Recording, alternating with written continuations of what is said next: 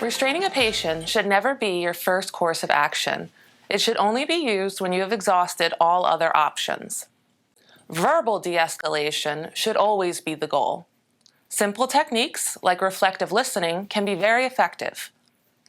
Reflective listening is when you repeat back something that the patient has said, either word for word or you can paraphrase, but in the form of a question. For example, "Nobody cares about me and my problems. No one wants to listen to me."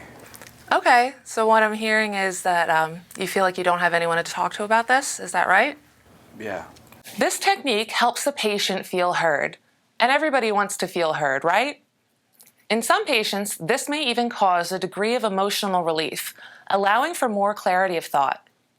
There are entire courses dedicated to verbal de-escalation, and they have been proven to be very beneficial for first responders. Sometimes, however, patients will not respond to verbal de-escalation.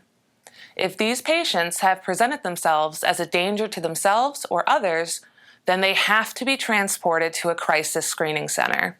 That is typically when the decision to restrain the patient is made. It is ideal to have a total of 5 people participating in restraining the patient, 1 person for each extremity and 1 for the head or torso. If you are unsure as to whether or not you have enough people, it's better to wait for additional resources. Once the decision has been made to restrain the patient, you want to move quickly. The more time a patient has to prepare, the more difficult it can become to restrain them. If you are assigned to restrain one of the patient's limbs, you will want to have a cravat that has been folded in half so that both tails are on one side and the other side is a closed loop.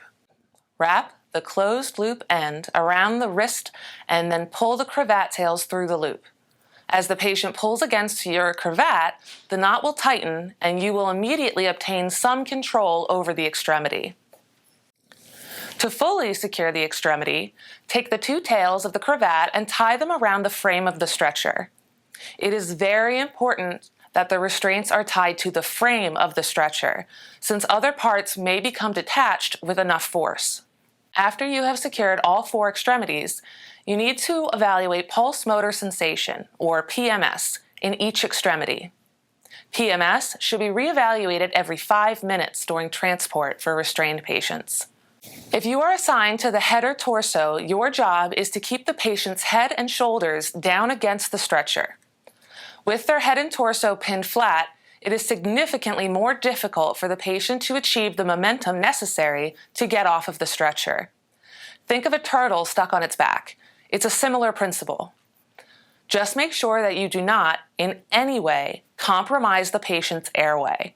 This includes pinning the patient down by their neck, covering their mouth, or putting them into a headlock. You can achieve this turtle on its back effect during transport without needing someone to continuously keep the patient's shoulders and head pinned. To do this, simply tie one arm to the stretcher in a position over the patient's head. This will severely limit their range of motion compared to tying both arms at the patient's side. Speaking of positioning on the stretcher, it is crucial that you never restrain a patient in the prone position, as this can lead to positional asphyxia. Restrained patients should either be in the supine or semi-Fowler position, and their respirations must be monitored frequently. If police have restrained the patient in handcuffs, but are unwilling or unable to transport the patient themselves, then a police officer must ride with you to the hospital. Similarly, never allow a patient to be handcuffed to your stretcher. Why? Because we don't carry handcuff keys. We might need to maneuver the patient to provide emergency care or evacuate the patient in the event of an emergency, like a rollover, for example. These situations are high stress for everyone involved. Remember to try your best to reassure and communicate with your patient throughout the process and transport.